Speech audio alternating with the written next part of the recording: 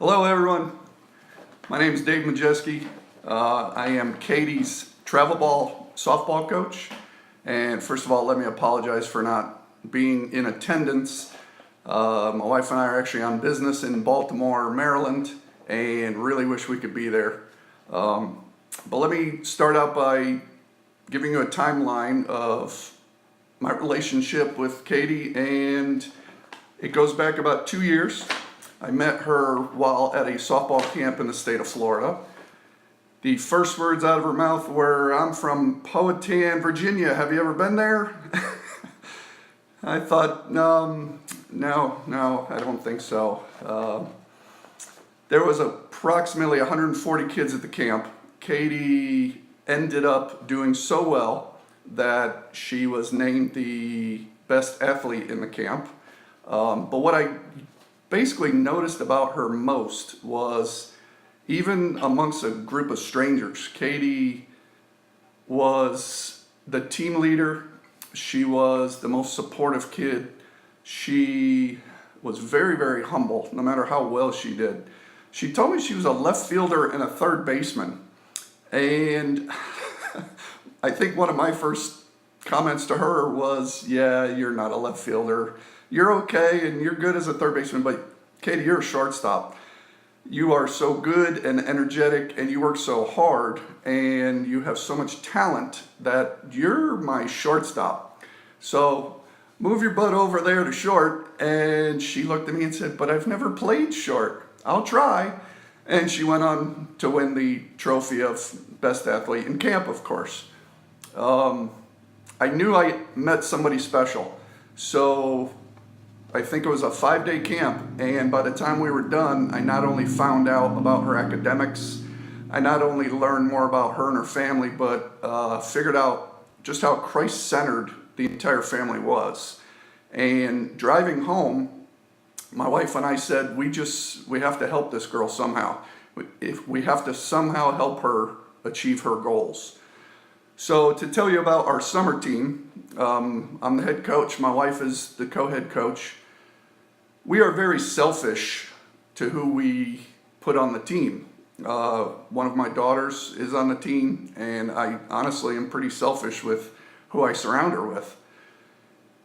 So I ended up calling Katie to try to find out what she was doing, and somehow convinced her that it would be a good idea to play for a summer ball team that was 7 hours away from her house.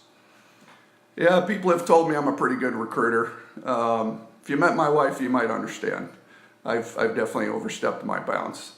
But Katie came onto our team, and everybody on the team basically earns a softball scholarship. Kids that are very, very talented. And from day one, Katie stepped right in, again with a group of strangers, and became a star. She batted at the top of the lineup and did very well offensively and was the team leader on defense. But the neatest thing I could possibly say about her was, personally, it was easy to see that she was almost happier when her friends did well, not necessarily when she did well. And it reminded me of a Bible verse, Philippians 2, verse 3. "Do nothing out of selfish ambition or conceit, but in humility consider others better than yourself." And she reminds me of that all the time. She's astounding to me that she can be that good and that talented and still be that humble and supportive of her friends. Our mom sends me high school videos of her on the team, and I see it the same way there. She's the loudest. She's cheering for the stud muffler and Fishany and everybody else that's over there. Video's been good. I've been able to stay in touch with her. Unfortunately, I get 1 or 2 videos of her hitting, and I get 9 or 10 of her throwing snowballs at her dad, or wrestling with her sister, or mom snoring in the car, something along those lines. But here we are at graduation, and she's soon off to Gardner-Webb.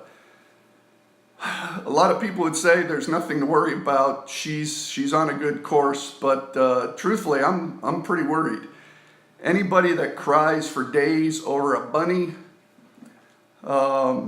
anybody that has random paper mache narwhals in their room, it makes me worry a little bit. But here's what I know.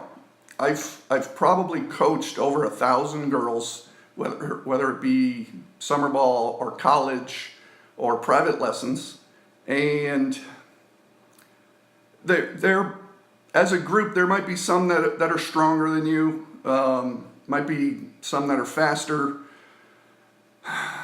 There's probably a couple that have better choice in guys. Some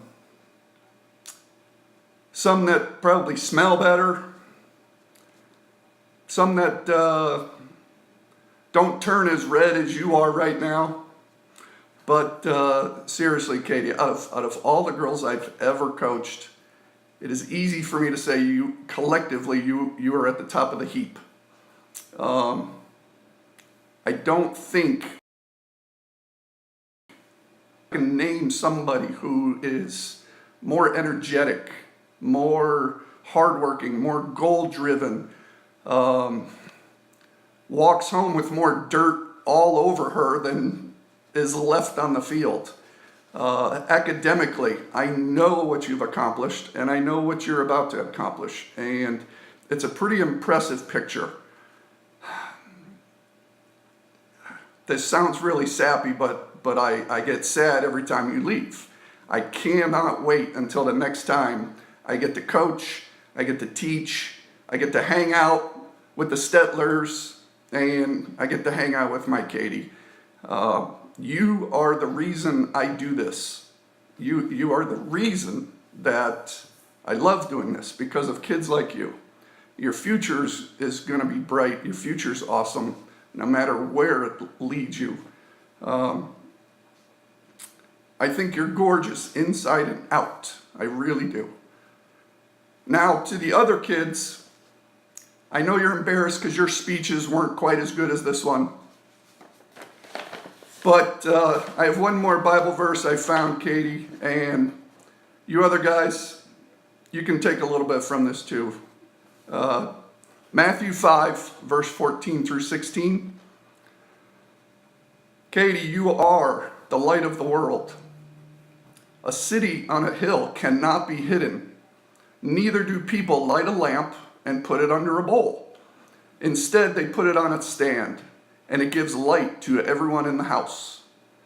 In the same way, let your light shine before men, that they may see your good deeds and praise your Father in heaven. I really love, I'm getting worked up here. Oh, I didn't think this was going to be tough. Gardner Webb is very lucky to have you. I love you.